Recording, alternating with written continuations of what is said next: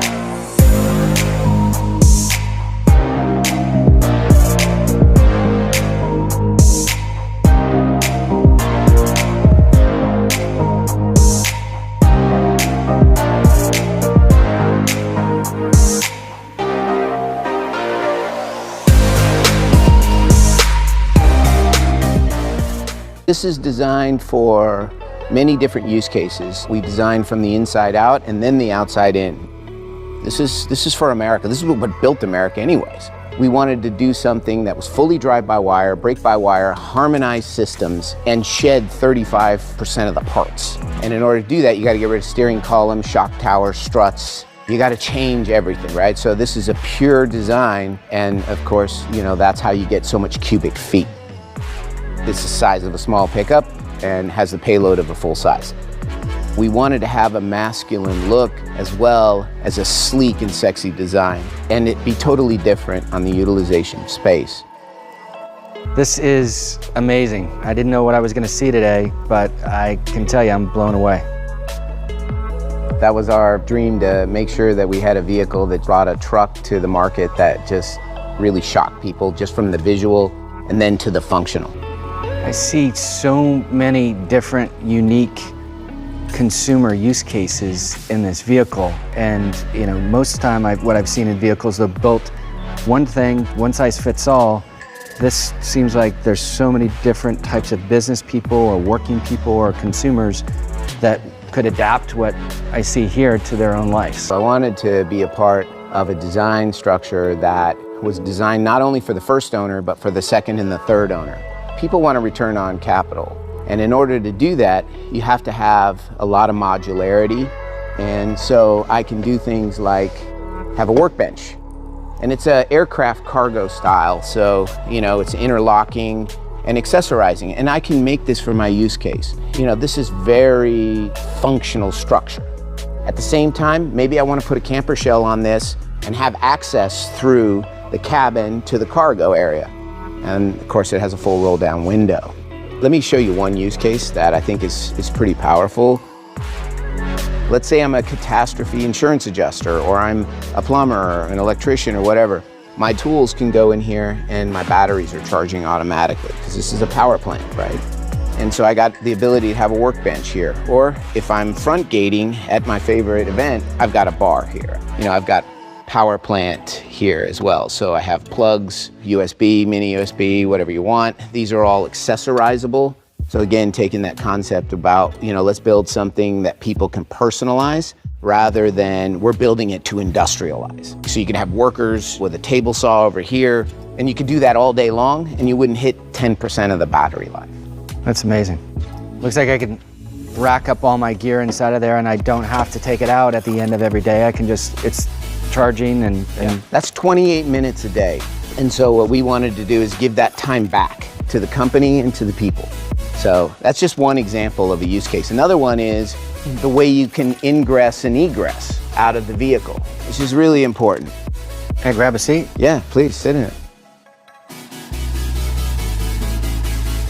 Now notice how you're not like snaking in around a steering column. When you don't have a steering column, you can push things forward and you can give them a bigger space. And that bigger space becomes super functional. And I can personalize this. I can run bucket seats, I can run a bench seat system, I can run a 3-seat system. Again, the driver is very far forward, but yet he's in the safest bubble zone. These are like similar to our approach on the delivery vehicle. These are designed for you to put your accessories on. You know, if you're a guy that you use a big cup, a small cup, you can buy the accessory for what you need. In addition to that, this is an additional secure toolbox area that you can buy an accessory to put in there, and I can keep my flashlights, my gloves, and yet when I want to take my significant other out, none of that stuff's seen.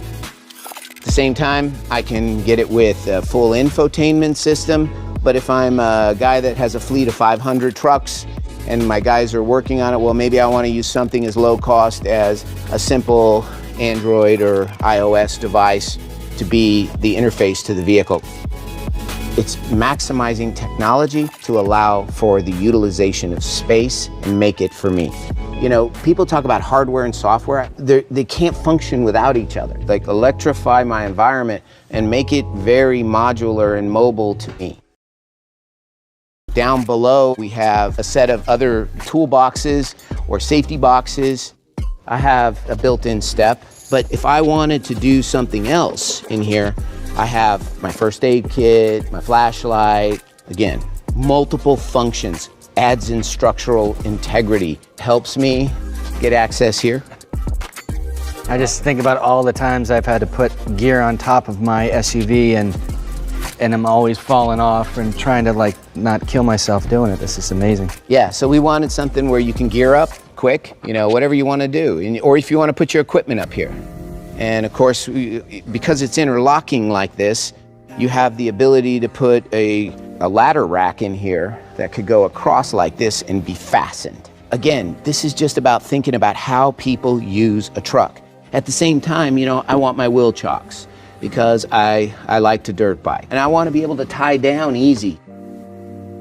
The gate design is very different here on this vehicle versus other vehicles because there's functionality purposes. My slat wall comes to life. I can keep my tools, you know, keep my water, my drinks, because otherwise you're gonna drop these things on the ground. And of course, here's a way to get hurt, you know? And so just thinking about keeping people as safe and strong as possible. But let's just say I gotta go pick up, you know, a sheet of plywood. Well, now I need an 8-foot bed, but I wanted a 6-foot bed price. And so what did we do? We have it so that you can take this and I now have an 8-foot bed. And then of course I want to go back down to a 6-foot bed, just put it away and off I go. You know, I'm back to work. You know, we put as much thought into this truck bed that most people put into an entire car. We want to be clear, when the working person sees this, they go, I can have a better quality of life with this vehicle and I can get a return on capital. And every one of these areas is a space to create a return on capital, which is why we spend so much money to develop the most intelligent bed. Everything has multiple purposes, so the battery pack is designed to be upgraded, replaced, repaired. They're all separate cells, so you have massive amounts of redundancy. You can run this thing all day long and still go home at 35, 40% power and plug it in and do a rapid charge. Could you imagine if you just went through this Texas weather storm and you need power, you need electricity, boom, you got it. You can run it with one motor and one guy can pick it up. So take a V8 engine, you know, it's 600 plus pounds. This thing is sub 200. It's got 300 horsepower, nearly 300 pounds of torque, and I can put 2 of them in there. So we're thinking about things that most designers and engineers just don't think about. Why? Because they don't work a truck. They don't make their living. They don't put their kids through college with their truck. We do. Like, this thing is just us. What we want to do is be able to give you access to the data platform. I'm selling it to you, and I said, hey, look, take a look at the data. You pull down the data, it auto-calculates the wear and tear on everything, and it tells you, here's what you need to do if you want to get another 200,000 or 300,000 miles. And that dictates what you should pay. Because we should be able, with technology, right? We should be able to price it to the exact miles driven and the way those miles were driven. At the same time, let's say I work it and I damage this. This is easy to replace. It's easy to repair. You got to build something for the second owner. Why? Because you actually then care about the first owner, because he's going to be able to sell it for what it's worth. You know, we spend a lot of time on things that most people would think silly, like the quality of the hinges. The worst thing I hate on second vehicles is sagging hinges. I hate that. You open that door and it doesn't feel solid. You know, it's going to hit the residual value. Hey, one of the things you shared that was impressive to me is that you've got this unbelievable range of features in the vehicle. And most of the time when people get a vehicle like that, the assumption is the cost of maintenance are going to go up. And it sounds like the way that you've designed it is the exact opposite. You get more, but to service it or maintain it is actually less. So the environmental considerations surrounding this vehicle is very different than any other vehicle that's out on the road today. So what do you think? It's amazing. I really appreciate the opportunity to come in. This is a fantastic vehicle, and I really think it's going to transform experience for everybody. And I can tell you that I want one, and my wife will want one, my kids will want one, so thank you. Thanks for being the first person here that got to see it. I mean, it's a special day for us, and that gave me goosebumps. I'm so pumped.